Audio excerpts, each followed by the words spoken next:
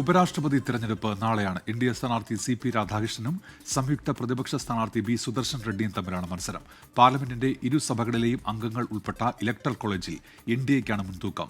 ബൽറാം നെടുങ്ങാടിയുണ്ട് വിവരങ്ങളുമായി ഇപ്പോൾ ഡൽഹിയിൽ നിന്നും. ബൽറാം, ഈ നിലവിലെ സാഹചര്യത്തിൽ വലിയ മാറ്റങ്ങളൊന്നും വരാനുള്ള സാധ്യതയില്ലല്ലോ ബൽറാം? എന്തൊക്കെയാണ് വിവരങ്ങൾ ബൽറാം?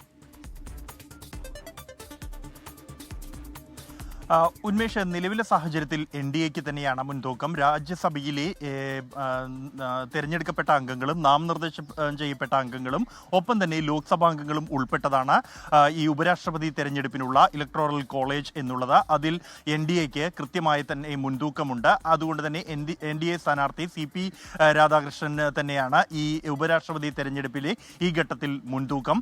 അതേസമയം ഇതൊരു ആശയപരമായ ഒരു പ്രത്യയശാസ്ത്രത്തിന് വേണ്ടിയുള്ള പോരാട്ടം എന്നാണ് പ്രതിപക്ഷ ഐക്യം വിശേഷിപ്പിക്കുന്നത്. കഴിഞ്ഞ ദിവസവും ഈ പ്രതിപക്ഷ ഐക്യത്തിൻ്റെ സംയുക്ത സ്ഥാനാർത്ഥിയായ സുദർശൻ റെഡ്ഡി ഒരു ആഹ്വാനം എല്ലാ MP-മാരോടുമായി നടത്തിയിരുന്നു.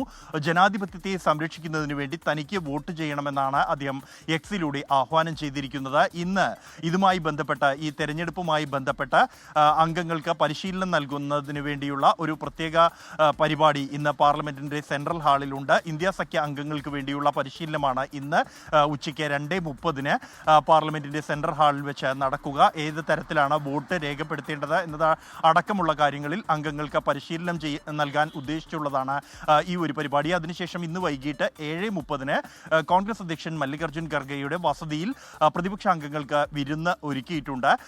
അതേസമയം കഴിഞ്ഞ ദിവസം തന്നെ BJP അംഗങ്ങൾക്ക് NDA അംഗങ്ങൾക്ക് വേണ്ടിയുള്ള ഈ പരിശീലന പരിപാടി നടന്നിരുന്നു. ഇന്ന് രാവിലെയും അതിൻ്റെ തുടർച്ചയുണ്ടാകും. അതിന് ശേഷമായിരിക്കും ഈ പ്രതിപക്ഷ അംഗങ്ങൾക്ക് വേണ്ടിയുള്ള പരിശീലനം നടക്കുക. നാളെ രാവിലെ 10 മണി മുതൽ 5 മണി വരെയാണ് തെരഞ്ഞെടുപ്പ് നടക്കുക. തൊട്ടു പിന്നാലെ തന്നെ ഫലവും പ്രഖ്യാപിക്കും. ഈ തെരഞ്ഞെടുപ്പിൻ്റെ വരണാധികാരി എന്നുള്ളത് രാജ്യസഭാ സെക്രട്ടറി ജനറലായ PC മോദിയാണ്. അദ്ദേഹത്തിൻ്റെ നേതൃത്വത്തിലായിരിക്കും ഈ തെരഞ്ഞെടുപ്പ് നടപടികൾ നടക്കുക. മറ്റ് എല്ലാ തയ്യാറെടുപ്പുകളും തെരഞ്ഞെടുപ്പിന് വേണ്ടിയുള്ളത് പൂർത്തിയായതായാണ് രാജ്യസഭാ സെക്രട്ടേറിയറ്റ് അറിയിക്കുന്നത്. ഉന്മേഷ്, ബൽറാം നെടുങ്ങാടിയാണ് ഡൽഹിയിൽ നിന്ന് വിവരങ്ങൾ നൽകിയത്.